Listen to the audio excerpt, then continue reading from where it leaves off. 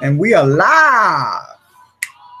Create your new life real estate session after the storm.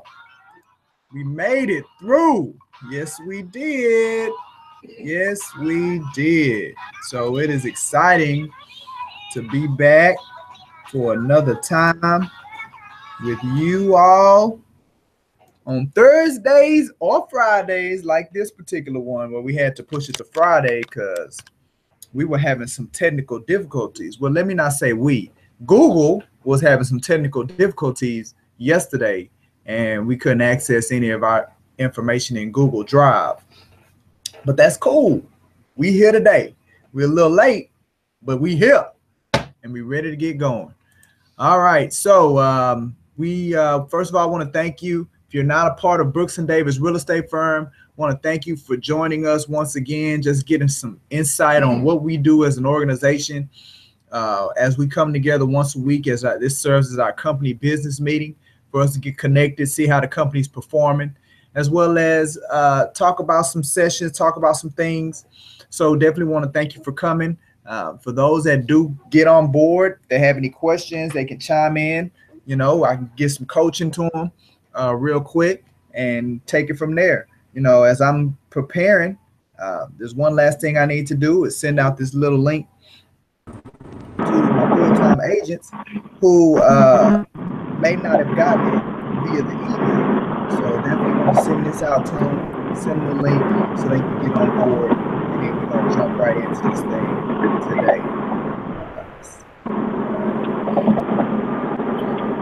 Okay, so today we're going to do our third talk of success through a positive mental attitude. So for you all that have been in it, you can see it.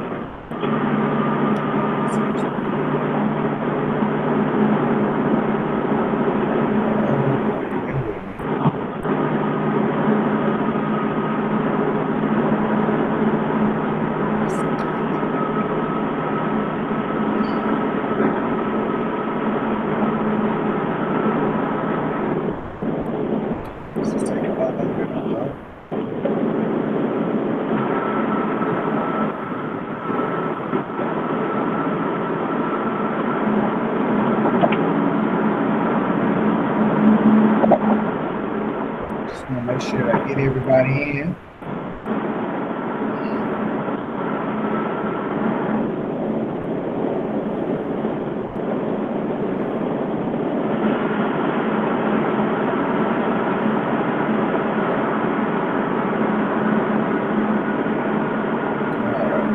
That should have us going. All right, so now everybody has an opportunity to be a part of the session today as we get back going.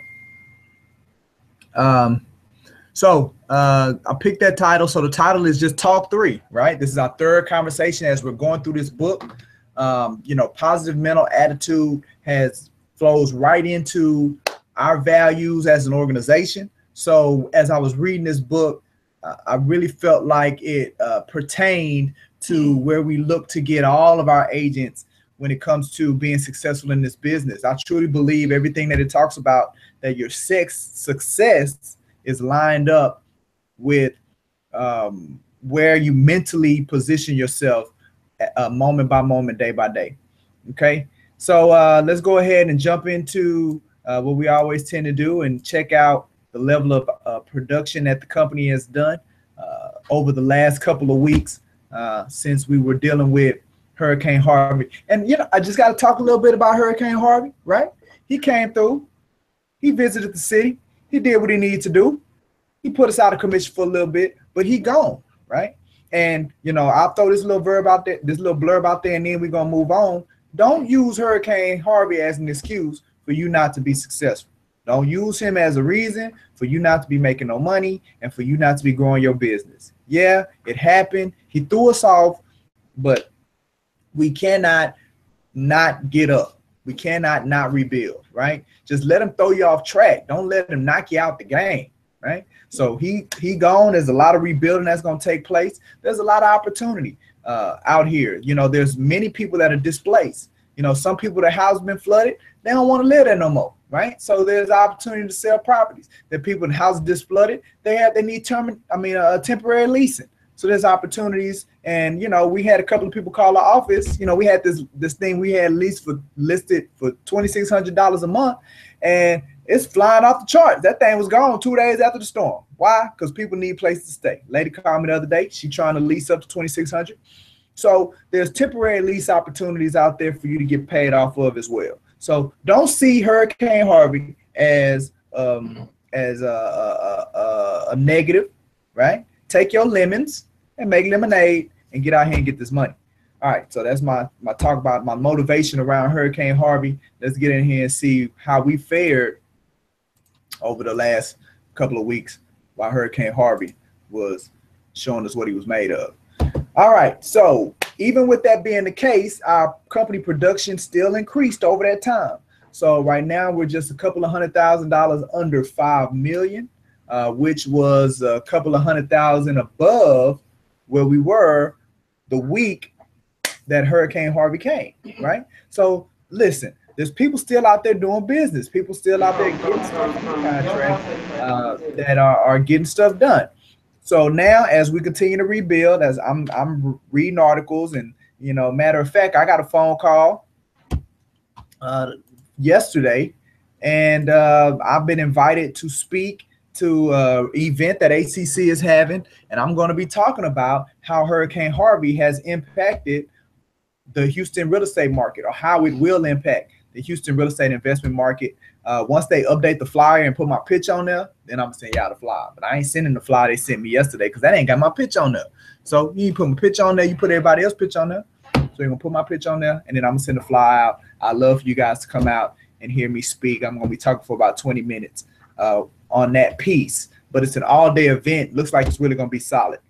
But again, there's still production, there's still things that's taking place, even though Hurricane Harvey is here. You can see that here with our own personal organizational numbers that we were able to increase over that time of Harvey. Okay, and all right, so now let's check out our top 5. So we did get some new production. Who was at production? So definitely want to congratulate Brina Fairbanks. Got something on the board. We did have some stuff close out. Corporate team was able to get something under contract, get some people ready to go to close. So that worked too. Did have some movement. So when Brina adding her production, catapulted her into the top 5. And remember, I tell you, this top 5 is up for grabs every week, right? Every week. You know, my number one, my favorite agent is still number 1. She's still holding it. But we got Garland that's trying to track her down. So she got to get out there and she got to keep moving. And then we have Richard, Brina, who leapfrogged Kim. And Kim Stubblefield is rounding it out. Listen, there was a time where it didn't take much. When we started measuring this top 5, it didn't take much to get in the top 5. Now, you got to get up there. The lowest person on there has over $300,000 worth of production currently on the board. So there's people that have that amount and are not in the top 5. And what I want to continue to see is I want to continue to see that number go up and up and up. Right? Because like our values say, continually improving, operating in the best and the most productive manner. Well, here we go. The expectation is for it to continue to get harder for you to get in that top 5. So we want you to get out there and talk to the buyers, talk to the sellers, get some activity going, get some people to make some commitment to you by signing paperwork. Don't work for free. Sign paperwork. Get the commitment and go out there and get some people and add to this board, and you get your name in this top 5. Get your name in lights. You can do it. All right, so let's jump into our 60-day cycle. So our current 60-day cycle is focused on the great stuff. Be great, even though Hurricane Harvey came and pushed you a little bit, right? Punch him back, right? Show Harvey what you made of. He showed you what he was made of. You show him what you was made of. Focus on the great stuff, right? Focus on what I constantly and will continue to constantly talk about. Lead generation, right? Lead follow-up, going on appointments, negotiating contracts, self-improvement. These are things that you have got to be doing every single day. Please, you have got to do it every single day. Do not fall for the trap to think that you are busy, getting caught up in busy stuff that's not driving your business in a particular way. Remember the Real to Success funnel, right? If you're not lead generating, if you're not having a certain amount of conversations with individuals on a daily basis about real estate, about helping them purchase, about helping them sell, about building relationships with people that know people that have a real estate need, if you're not having at least 10 or more conversations with people every day, you are not positioning yourself to be successful in this business. Those conversations, well, first of all, you start with the calls. If you're not making at least 20 calls or engagements per day, if you're not doing at least that, right? You can't control who answers the phone, right? But you can control how many engagements that you make. If you're not doing at least 20 of them every day, then you are not focusing on the great stuff. You are not doing the types of activities that you need to be doing to position you to be successful in this business, right? So you got 20 contacts, between 6 and 10 conversations, whether email, text message, Facebook, phone call, face-to-face. Look, it's so many outlets out here to connect with individuals. At least, 7 to 10, right? If you're not going on, and on those conversations, if you're not scheduling consultations or appointments with people, right? You haven't had any appointments for an entire week or 2 weeks or 3 weeks. Look, you're not in the funnel. You got to stay in the funnel, right? And the funnel is contacts to consultations to clients to contracts to close. Like, you got to stay in that funnel. And if you're having contacts but they're not leading to consultations, you out of the funnel. If you're having consultations but they're not leading to them becoming your client, you out of it. If you got clients and it's not leading to you to get people under contract, you out of the funnel. And if your contracts are busting out before they get to the closing table, you out of the funnel. So the focus, the great stuff is, every day I'm gonna make sure through every action, through everything that I do, make sure that I maintain my position inside of the funnel, because at the bottom of it is the cash. That's where the money is, staying inside of the funnel. Okay, so focus on the great stuff. So that's what we mean when we say focus on the great stuff over these next 60 days. So where should we be? So we should be at 2.6 million. So we're $1 million off. We're behind, right? So does that mean we stop? Does that mean we give up and we whine and we come up with excuses? No, that just means that we put some fire under our behinds and we get out there so we can reach our goal of $5.3 million, right? We increased our goal over the last 60 days because we met our goal and we surpassed it. So we don't just become complacent. We're going to increase what we're doing. So now our new goal is 5.3 million, and that's what we're shooting for. Okay, so again, we're behind about $1 million. Let's get out there. Let's get some production. Let's get it in. Now, for you agents that have stuff under contract and you're not sending it into the office, please, I'm sensitive about my pending board, right? I don't like contracts and production being out and I don't know about it. I'm sensitive about my number. Right? I brag on Brooks and Davis, right? And for me to brag on Brooks and Davis, I got to know what my numbers are. So I need you, when you get it under contract, send it to me. When you get a new listing, send the MLS number to us, because as you'll see a little later, we do new listing highlights. So I'm going to do a highlight. I want to highlight your listing in front of everybody on YouTube and all the people that I send this out to. I want them to hear and see your listing. So send me the information. Every week, we send you an email and we ask you, do you have anybody under contract? Do you have a new listing? So look, we're even taking care of reminding you. We just need you to send it to us, right? We're going to keep it in front of you. We're going to keep reminding you, following up with you on it, because we want it, because Davis is sensitive about his pending board. So help Davis with seeing what's going on with his pending board. Okay, so focusing on the great stuff. We got about $1 million that we're behind. We need to catch up on. All right, so new listing highlight. So this is a listing that we got. It's a condo 1 bedroom, 1 bath. The great thing about this condo is its location is like in the medical center, right? It's less than 7 minutes from the medical center, the museum district. It's in the heart of downtown, right? It's I did a walk with a contractor yesterday, and as I was in the property, I mean, it's just phenomenal for somebody that is maybe in med school, or even a family, God forbid, they have to do some treatment in the medical center, and they have a loved one that's in the medical center and they want to be close to them. It's an excellent location, place for a person to get that's in that sort. Even if it's somebody that may not be in the medical center, but maybe they work downtown, or maybe they work at one of the museums. So it's an affordable price. You know, it's less than, you know, 120,000, right? And it's a huge master bathroom. I mean, bedroom, huge master bedroom. So there's so much quality with the unit.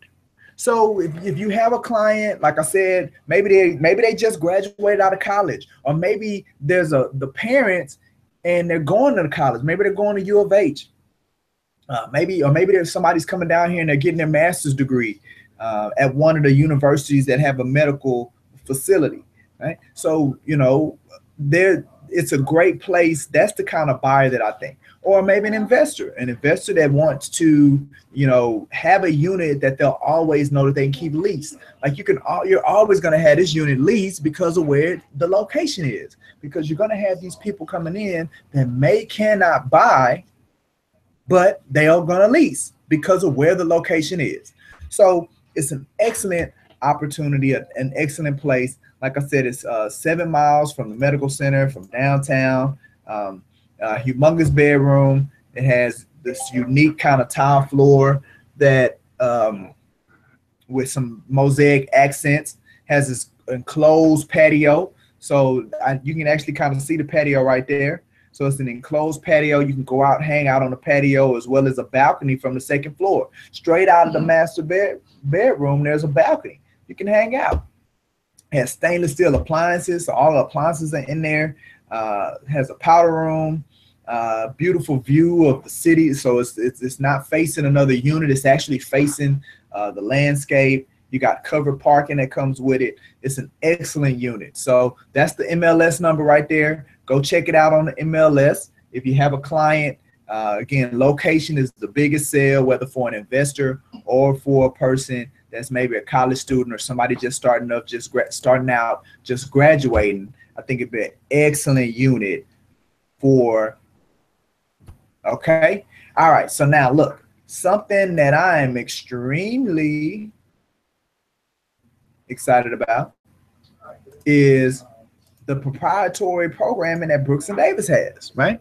Listen, we pride ourselves as a executive leadership team to make sure that we have opportunities for you all as our agents, as our professionals, right? So, you know, our goal is before the end of the year for us to bring on another 25 agents. So we didn't hit our goal, our mark for August, because for us to hit 25, we got to average it out 5 per month, right? But we did 1 last month instead of 5. So we're in the whole 4. So I need 9 agents, 9 new agents or people added to the prospecting affiliation. They count. I need 9 of those individuals, right?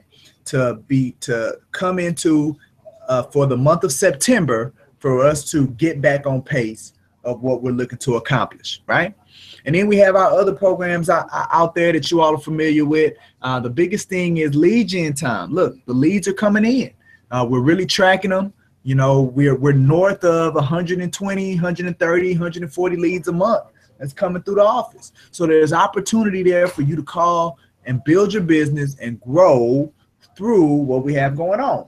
So, you know, every week I'm going to be showing you what we got going on. But what I'm really excited about now is we're bringing in another Agent Development Institute class, right? So we're finishing up our first class of the Agent Development Institute. And they're moving on to the next phase of it. And with that being the case, it's now time to bring in a new flock, a new crew of people that want to move their business to another level. Now, the thing that's different now, that was different, that we didn't do last time, was the ADI originally started out only for career full-time agents, right? But I wanted so desperately to help not just career full-time agents, but also part-time agents. As far as what we hear a lot when we're sitting down and we're meeting and interviewing with agents is, and especially when they sign up with us, they come on part-time, but they really want to do real estate full-time. They really want to get to the point to where they do real estate full-time. And see, that's not something that's just easily achievable. If it was easily achievable, then there would be so many more full-time real estate agents, right? But there's a host of people that are licensed, ready to do real estate, but they just haven't quite connected the dots on how they can get freed up from their 9-to-5 so they can do it full-time. So I sat down and we sat down, we rethought about it, we redesigned the Agent Development Institute to get to a point to where we could help those individuals, those part-time agents. And now we've added that component to the Agent Development Institute. So I have 2 interest meetings coming up, because we're going to start it in October. The first week of October is when we're going to start it, right? For the full-time and the part-time agents. September the 22nd at 12:30, here at the office, we're going to have an interest meeting. And Tuesday, September 26th at 6 p.m.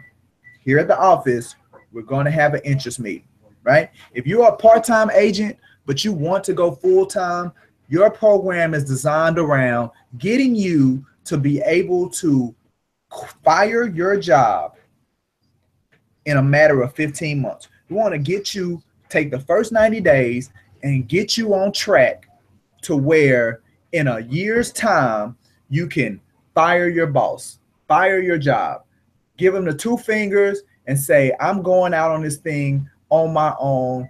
I'm there. I'm on track to what I need to do to make sure that I'm successful. That's the goal of the ADI for my part-time agents. And for my full-time agent who, you're full-time, you already gave your boss or your job the 2 fingers so you can get out of there, but you're not making the money. You're not getting the money that, the desired income that you wanted. You're not getting that, right? So you don't want to have to go back. You don't want to have to go backwards. You don't want to have to go back to the job. Well, that's where the ADI comes in to help you. We want to get you, if you're a brand new agent and you're full-time, we want to get you from $0, because you're full-time, you ain't made no money. You got some savings, but you ain't made no money. We want to get you from $0 to $70,000, right? The salary.com says the average realtor makes about $41,000 a year. We want to almost double that number in a 15-month period for you.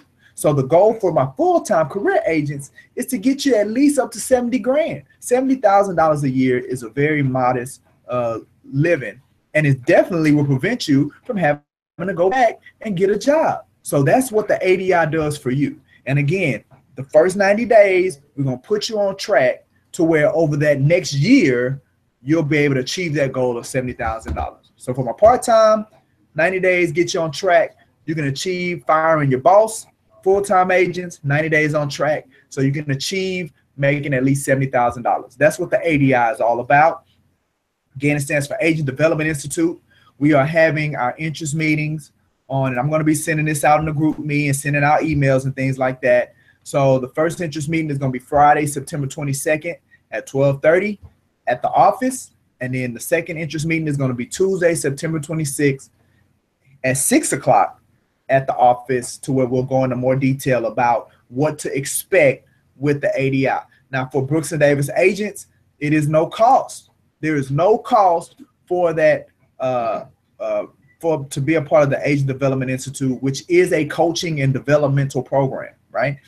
I'm doing research now at some of the other coaching organizations like Brian Buffini, Mike Ferry, I think his name's Robert Proctor, right? The least expensive one is $300 a month for coaching, for group coaching, $300 a month. And you don't even get it every day. You get a phone call, group phone call, maybe like twice a month, once every other week, $300. The most I've seen is over $1,000 for one-on-one a month, $1,000 a month for coaching, right?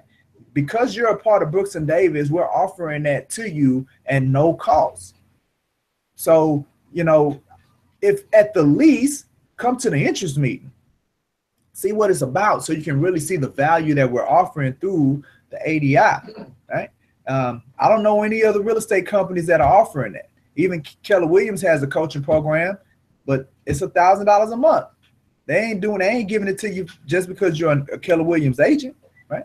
And so for Brooks and Davis agents, there is no cost. Now, if an agent wants to come be a part of the ADI, and they're not a Brooks and Davis agent, then there will be a cost for them.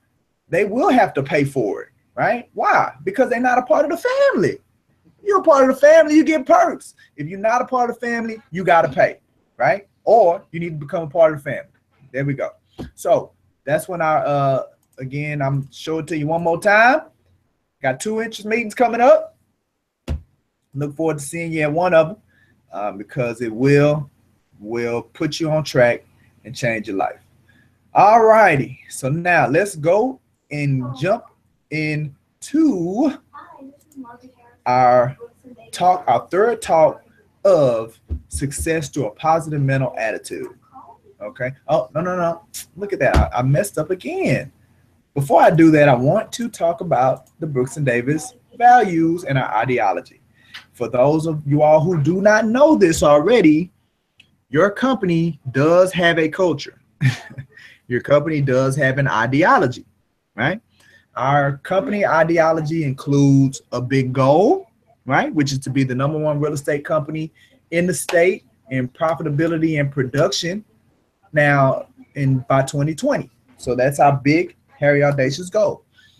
We do have a purpose, and our core purpose is to create a greater experience for every stakeholder in the real estate community. And we have values, and these are the things that we presented here now on your screen, right? The goal is where we're trying to get to. The purpose is how we're going to get there. And the value is what kind of people we're going to be as we're getting to our goal, right? So the kind of people that we're the kind of people that exceed expectations. We're the kind of people that have a constant positive attitude, and that's why I'm taking this time going through this book. We're the kind of people that treat and respect one another like family, and we're the kind of people that don't get tripped out because of Hurricane Harvey, because we're continually learning, improving, and operating in the most productive manner. So Hurricane Harvey is just another block that we need to just get past. Those are the kind of people that we are. So constant positive attitude is one of our values that's a part of our culture, that's a part of our ideology. Therefore, we're going through this book, Success Through a Positive Mental Attitude, written by Napoleon Hill, written by W. Clement Stone, right? These are the authors of this book. It was a book that was written in the 50s, right? I love the self-help books that were written early 20th century. I love those books, man. I'm listening to one right now that was written by Napoleon Hill. It's called Outwitting the Devil. This book had to be written 1934, 1935. It was before World War II that this book was written. Yet the things that Napoleon Hill is presenting in the book when it comes to mentality and success are things that are they apply to this day, right? If you look at even the quote that's on the screen where it talks about patience and persistence and perspiration, make an unbeatable combination for success. I'll say that again. Patience, Hurricane Harvey. Persistence, Hurricane Harvey. And perspiration, Hurricane Harvey. Make an unbeatable combination, right? Though if you have those things and you apply them, there's nothing that can stop you, right? It's an unbeatable combination for success. And then W. Clement Stone, he took an insurance company and got it all the way up to $100 million. And we're not talking $100 million 2017. We're talking $100 million 1950s, 1960s. So, you know, in today's dollars, obviously that's so much more. And, you know, he's another one of those characters that you can really lean on his insight, and we'll even read some of his stories in the book on how he applied these principles, these success principles, to get him to where he could do the level of production that he was able to accomplish, right? He says there's little difference in people, but that little difference makes a big difference. The little difference is attitude. The difference is whether it's positive or negative, right? So he really speaks and hones in on your attitude being the driving force to take you either forward or to take you back, right? It's all about you. And notice I didn't say your attitude can keep you still, because there is no still in nature. Either you're growing or you're dying, right? Either you're going up or you're getting ready to go under the ground. So that's why Brooks and Davis core values, continually learning, improving, and operating in the most productive manner. There's always a level of growth that needs to take place, because if you stop growing, hey, you're dying, right? So there is no stagnation when it comes to this thing. All right, perfect. So we are now in part two of the book, right? So now we're going to look at chapters 6 through 10 of our time with success through a positive mental attitude, right? Brooks and Davis Real Estate Firm's Master Success Theater, Success Through a Positive Mental Attitude, part 2. Okay, so part 2, the theme around part 2 is 5 mental bombshells for attacking success.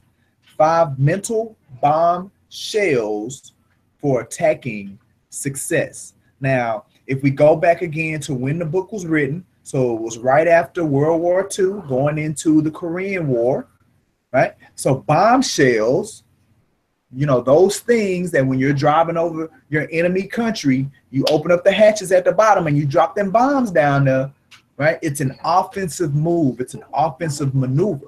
So what does that mean? What it means is that success ain't gonna come to you.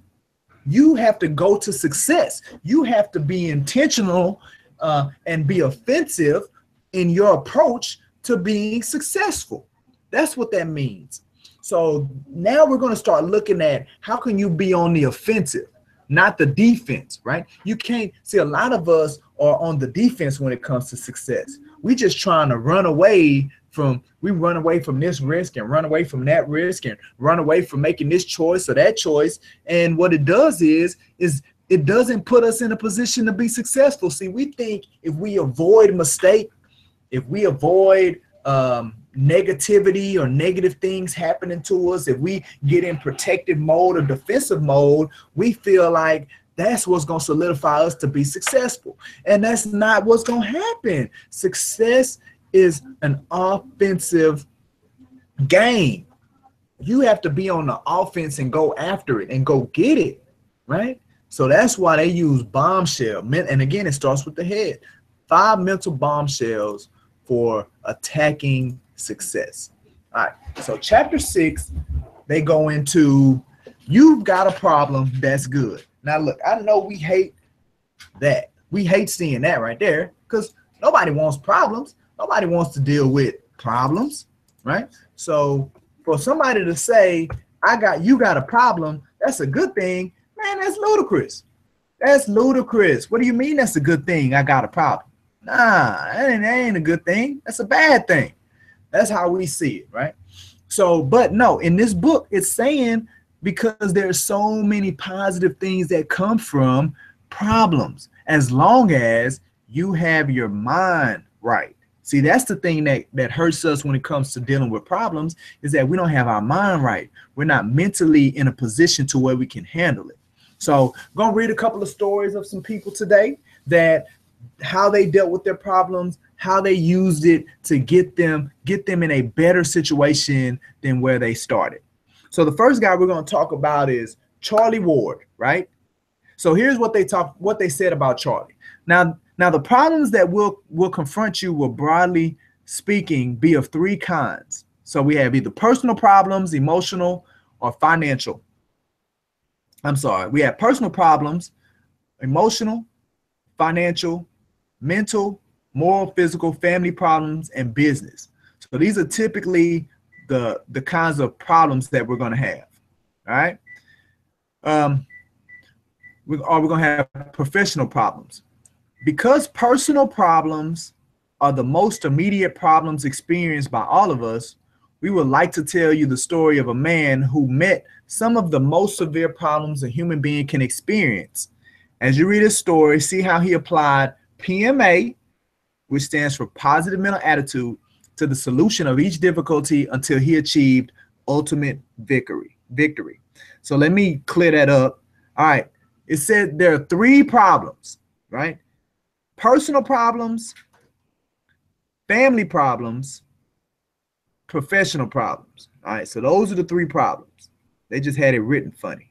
All right. So broadly speaking, there are three kinds of problems: personal problems, family problems, professional problems. Those are the three problems. All right. So let's read about this Charlie Ward guy. So he met his challenge to change with PMA at Leavenworth Penitentiary. All right. So now we started. This man was in jail. How you go from jail to what he was able to accomplish. So this man was born in poverty. While in grade school, he sold newspapers and shined shoes. And around the salon, he shined shoes around salons on Seattle's waterfront to help his mother meet expenses. Later, he became a cabin boy on an Alaskan freighter during the summer months. After he finished high school at the age of 17, he left home. He became one of the horde of hobos that rode the rails and traveled to every part of the United States. So back during that time, you know, we see a lot of people that are kind of homeless and sheltered and they're under our bridges and things like that. Back then, they would get on trains, and they would just be a host of people that call them vagabonds. That they would just kind of get on the trains, and wherever the train took them, they would get off and just kind of linger around. So it just says that he was a part of that horde. It says his companions were hard-bitten men. He gambled, associated with riffraff, men of the so-called Border Legion, soldiers of fortune, fugitives, smugglers, cattle thieves, and the like were his companions. He joined the forces of Pancho Villa in Mexico, and if you don't know who he is, Google him, but he was a notorious, I think, bank robber and gangster in Mexico. You can't skate close to those extra legal operations without knowing about them, even if you have nothing to do with them, Charlie Ward said. My mistake was being with the wrong companions. My major sin was associating with people who were bad. From time to time, he won large sums gambling and then lost them. Finally, he was arrested for narcotic smuggling. He was tried and convicted. Yet throughout his life, Charlie Ward maintained his innocence of the charge on which he was convicted. Charlie Ward was 34 years old when he entered Leavenworth. He had never been in jail before in spite of his associates, and he was embittered. He vowed that no prison was strong enough to hold him. He looked for a chance to make a break. Then something happened. Charlie chose to change his attitude from negative to positive. He met the challenge to change with PMA, or positive mental attitude. Something within him told him to stop being hostile and to become the best prisoner in the prison. From that very moment, the entire tide of his life began to flow in the direction most favorable of him. By the simple change from negative to positive thinking, Charlie Ward began to master himself. He changed the direction of his aggressive personality. He forgave the federal agents who had brought about his plight. He quit hating the judge who sentenced him. he took a real good look at the Charlie Ward of the past, and he resolved to avoid the very appearance of evil in the future. He looked around for ways to make his stay in prison as pleasant as possible. First, he asked himself some questions, and for the first time in his adult life, he found his answers in books, particularly the book in his prison cell. He began to read the Bible. He read it and reread it. Thereafter, and up to the date of his death at the age of 73, he read the Bible every day for inspiration, guidance, and help. Because of his change in attitude and consequently in behavior, he began to attract favorable notice from the prison officials. And one day, a convict clerk told him that a trustee in the power plant was to be released in 3 months. Charlie Ward knew little about electricity, but there were books on electricity in the prison library. So he studied. He learned what these books could teach him. And at the end of 3 months, Charlie was ready. He applied for the job. Something about his mannerisms and his tone of voice impressed the deputy warden. That something was the earnestness and sincerity of Charlie Ward's positive mental attitude. He got the job. Because he continued to study and work with PMA, Charlie Ward became superintendent of the prison power plant with 150 men under him. He tried to inspire each one of them to make the best of his situation. When Herbert Hughes Bigelow, president of Brown and Bigelow of St. Paul, Minnesota, arrived at Leavenworth on a conviction of income tax evasion, Charlie Ward also befriended him. In fact, he went out of his way to motivate Bigelow to adjust himself to his environment. Mr. Bigelow was so appreciative of Charlie's friendship and help that as his prison term approached its end, he told Charlie, "You have been good to me. When you get out, come to St. Paul. We will have a job for you." 5 weeks later, Charlie was released from prison and went to St. Paul. As he had promised, Mr. Bigelow gave Charlie a job. He was given work as a laborer at $25 a week. Because Charlie worked with PMA, he became a foreman within 2 months. After a year, he became a superintendent. Finally, Charlie was made vice president and general manager. And when Mr. Bigelow died, Charlie was made president of Brown and Bigelow. He continued in this capacity until his own death many years later. Now, under Charlie's management, sales rose from less than $3 million to over $50 million annually. Brown and Bigelow became the largest company of its kind. Because of Ward's positive mental attitude and his desire to help those less fortunate, he himself received peace of mind, happiness, love, and the better things in life. By presidential decree, his rights as a citizen were restored in acknowledgement of his exemplary life. And if you go to jail, you lose your rights as a citizen. You can't vote, you can't do all this other stuff. So he was restored by the president, his citizenship. Those who knew him held him in the highest esteem and were themselves inspired to help others. Perhaps one of his most unusual and commendable activities was his employment of over 500 men and women who had come from prisons. They continued their rehabilitation under his stern and understanding guidance and inspiration. He never forgot that he too had been a convict. He wore a tag on his bracelet with his old prison number as a symbol. Charlie Ward had been sentenced to prison. That was good. Why? Well, who knows what might have become of Charlie Ward had he continued in the direction in which he was headed. But in prison, he met the challenge to change, and there he learned to use PMA to solve his personal problems. He made his world a better world to live in. He became a bigger and better man. No one will ever know the exact number of the needy who have prayed for blessings to Charlie Ward in response to their inner thoughts. Charlie Ward, the man went from being in prison, being impoverished, being hanging around the wrong crowd, getting convicted, going to jail, to helping hundreds of individuals getting accolades from the president. I mean, if he's president of a company that's over 50 million in revenue, then you know he's making some cheddar, making some money, right? All because he decided to change his mental attitude, all because he saw a problem, or what most people would see as a no-win situation. And we got some people in our city that's seeing Harvey as a no-win situation. Their luck been knocked out. It's the worst of the worst and happened to them, and they just can't see no way back, right? But that's not how he didn't accept his lot like that. And he made a difference.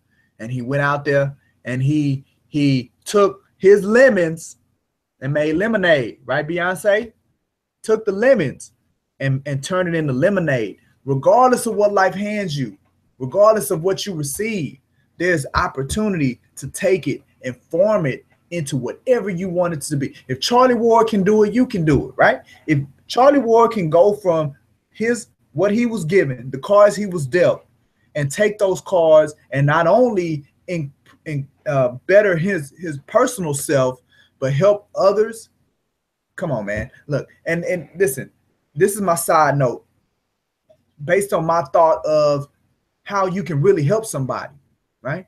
Charlie Ward couldn't help those prisoners until he helped himself, until he got himself to a particular into a particular position, into a particular position of influence. And then that's when he could help people that he wanted to help. It's too many of us out here that are trying to help people when we ain't got our stuff together. We need the help. We ain't got our thing figured out. But instead of taking the time and energy to get our stuff and our thing figured out, we're spending that time and energy attempting to help people that are no better than we are. We're no better than where they are, right? You need to redirect that energy and that focus to getting yourself elevated into another place, because that's where you can truly help. That's where you can truly reach back down and pull people up. If we both in the valley, how am I help you get out the valley? I need to get out the valley first and then put my hand down and then I'm going to pull you up, right? We're doing it the wrong way. But we saw from Charlie Ward the right way to do it, all right? Okay, so still in chapter 7. I'm sorry, still in chapter 6. You've got a problem, that's good. Now, this is kind of in our wheelhouse, talking real estate, Chicago real estate. Now, it's a little bit of commercial real estate, but we're gonna take a look at this office manager and, you know, what he was able to accomplish dealing with circumstances that was out of his control. Hurricane Harvey. We saw how he handled it. All right, so this is what they had to say. This is what Napoleon Hill and W. Clement Stone had to say about this office manager, this Chicago office manager. It says it takes only one idea followed by action to succeed when others fail. In 1939, on Chicago's North Michigan Avenue, in an area known as the Magnificent Mile, office space was going begging. Building after building had empty floors. One that was half rented was considered lucky. Half rented. It was a bad year for business, and NMA, stands for negative mental attitude, hung over Chicago real estate like a cloud. You heard such comments as no sense in advertising, there just isn't the money around, or what can you do? You can't fight the times. Then into this gloomy picture came a building manager with PMA. He had an idea and he got into action. This man was hired by Northwestern Mutual Life Insurance Company to run a large building on North Michigan Avenue, which they had acquired in a mortgage foreclosure. When he took the job, the building was only 10% occupied. Within 12 months, it was 100% rented. So the building goes from 10% occupied to 100% filled up, huge office building, hired by this huge insurance company, fills it up in 12 months during a depressed time in history. Shall I continue? So, within 1 year, it was rented out. And not only was it rented out, he had a long waiting list after that year. So what was the secret? The new manager accepted the problem of no demand for offices as a challenge rather than a misfortune, right? Here's what he did as he explained in an interview. I knew precisely what I wanted. I wanted to have the premises 100% occupied with choice, substantial tenants. I knew that under the prevailing conditions, it was likely that the offices would not be rented for possibly several years. I therefore concluded that we had everything to gain and nothing to lose by doing the following.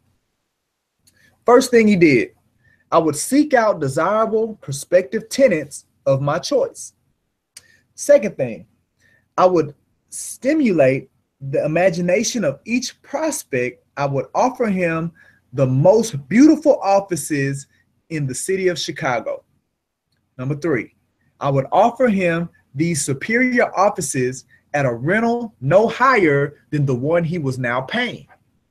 Number four, furthermore, I would assume responsibility for his present lease, provided he paid us the same monthly rent under a one-year lease. Number five, in addition to all this, I would offer redecoration without cost to the tenant. I would employ creative architects and interior decorators and remodel the offices of my building to suit the personal taste of each new tenant. I reasoned.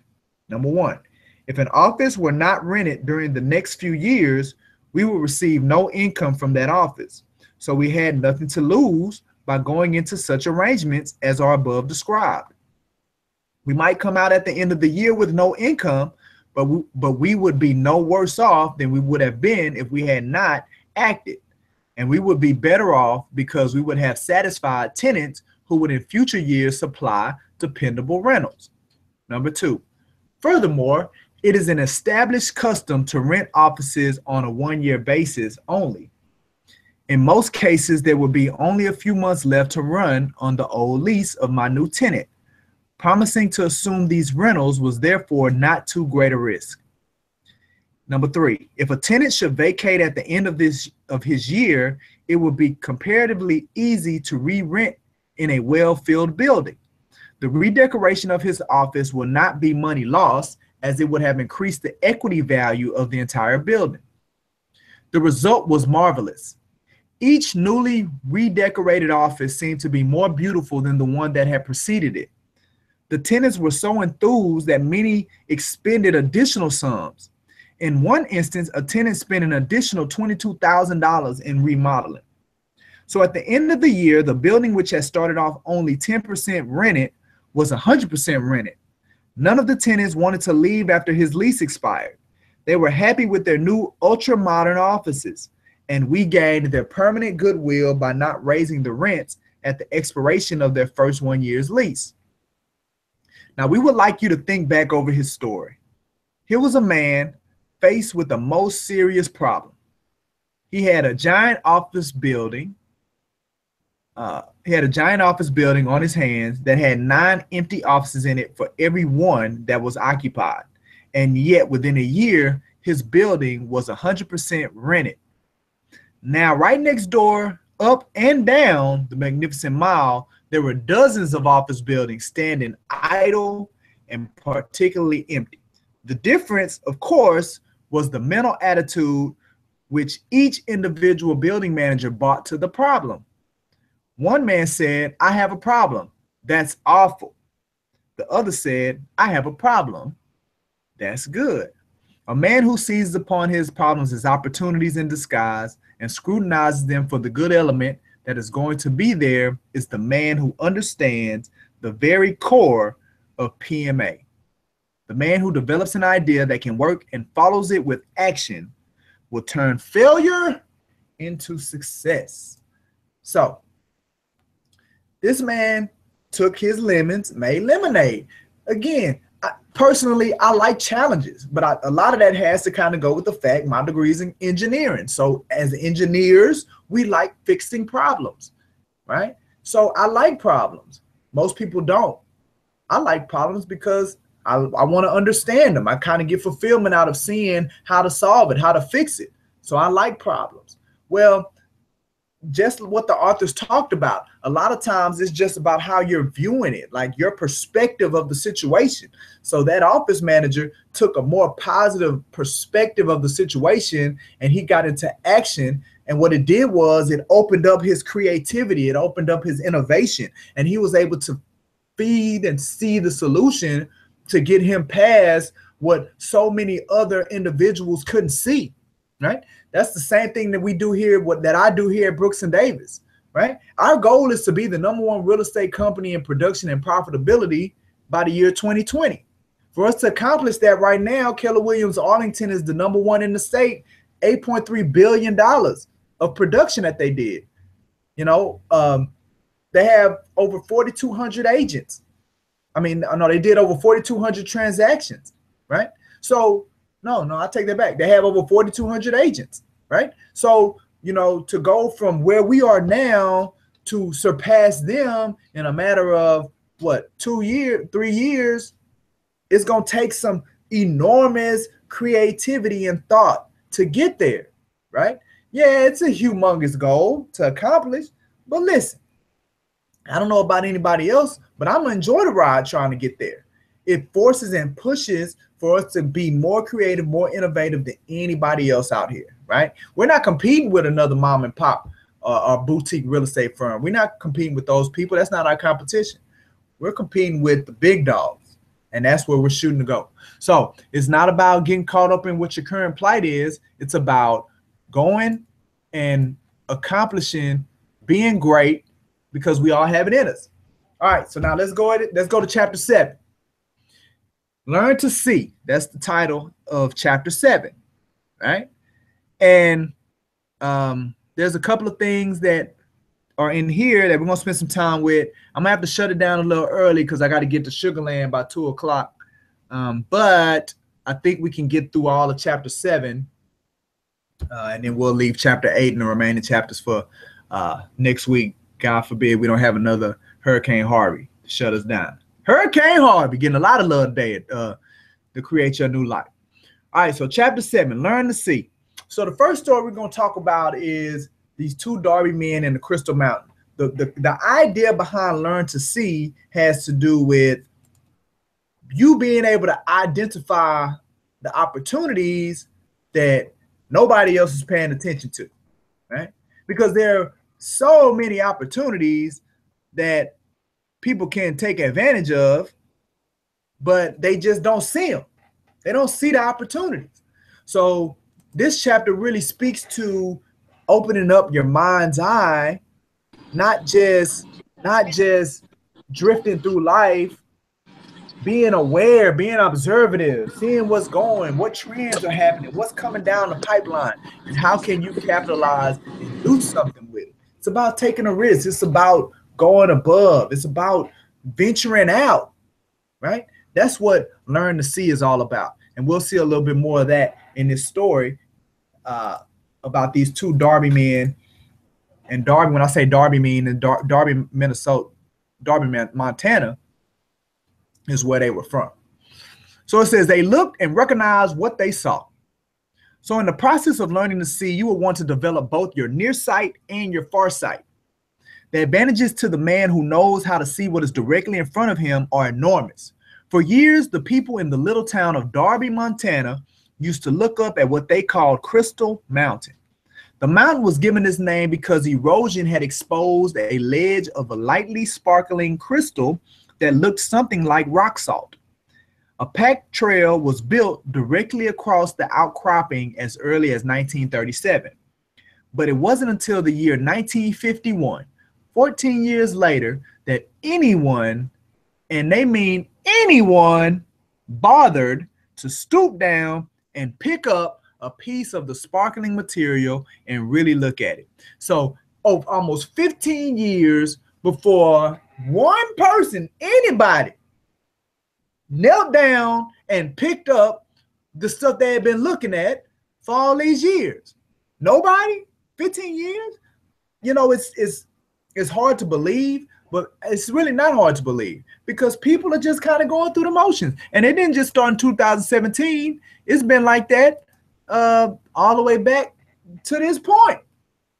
1937. So nobody bothered to pick it up. It was in this year, 1951, that two Derby men, Mr. A.E. Cumley and Mr. L.I. Thompson, saw a mineral collection displayed in the town. Thompson and Cumley became very excited. There in the mineral display were specimens of beryl, which according to the attached card was used in atomic energy research. Immediately, Thompson and Cumley staked claims on Crystal Mountain.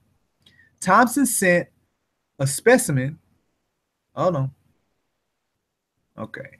Thompson sent a specimen of the ore to the Bureau of Mines office in Spokane, Washington, together with a request to send an examiner to see a very large deposit of the mineral. Later that year, the Bureau of Mines sent a bulldozer up the mountain and scraped off enough of the outcropping to determine that here indeed was one of the world's largest deposits of extremely valuable beryllium.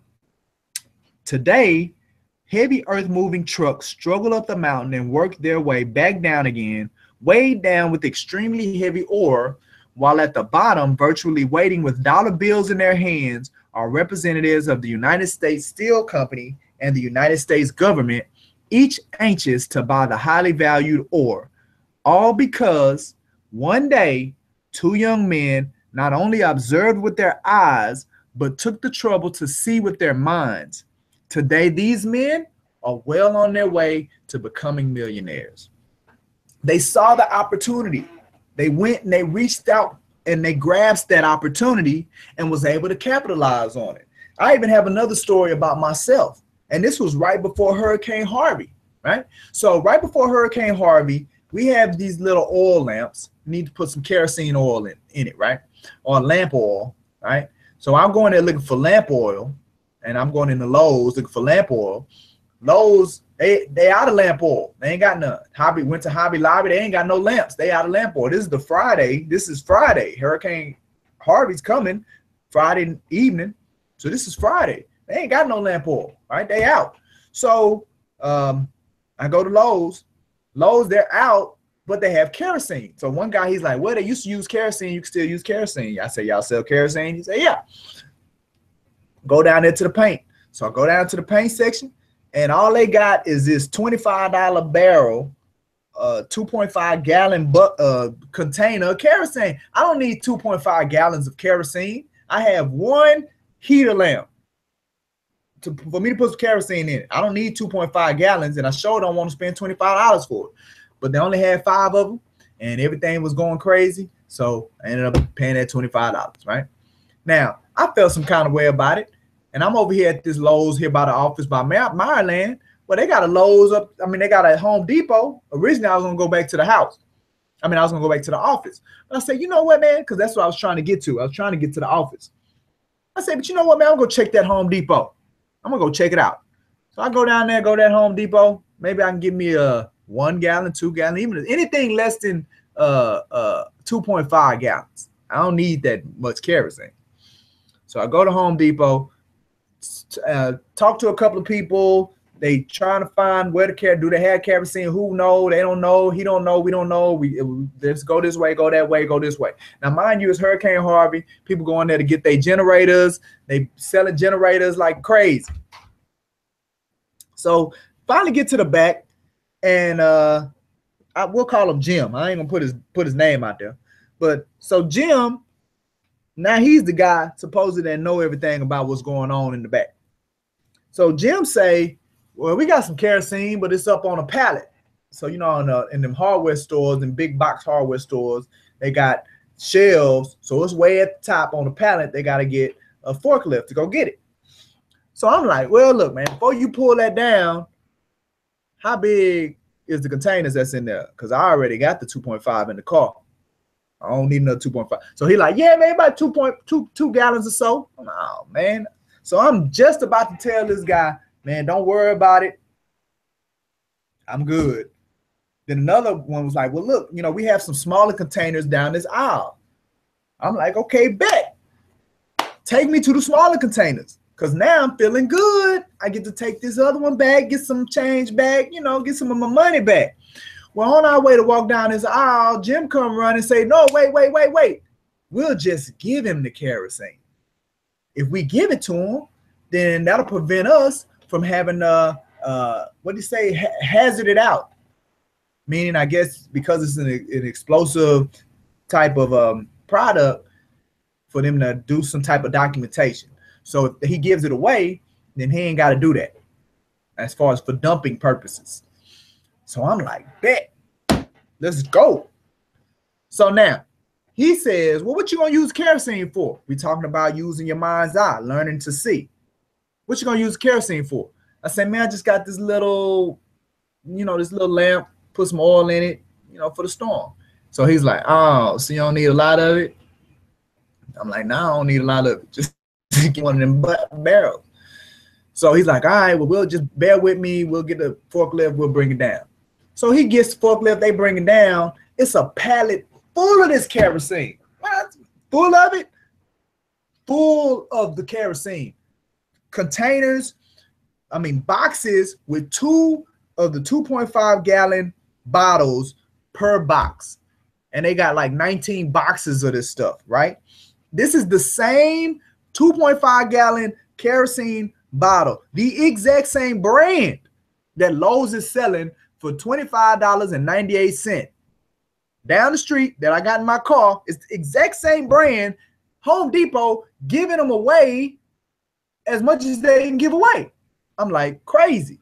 So I'm sitting there thinking, as I'm watching them bring these boxes of kerosene down off the shelf. And I'm like, if they giving these away, there got to be a way for me to capitalize on this situation. These people got all this kerosene, they don't know what to do with it. There's got to be something that I can do or I can think of to where I can capitalize on this situation. So I start thinking, what do people use kerosene for? Because they got a whole bunch of it. What do they use it for? So I start Googling.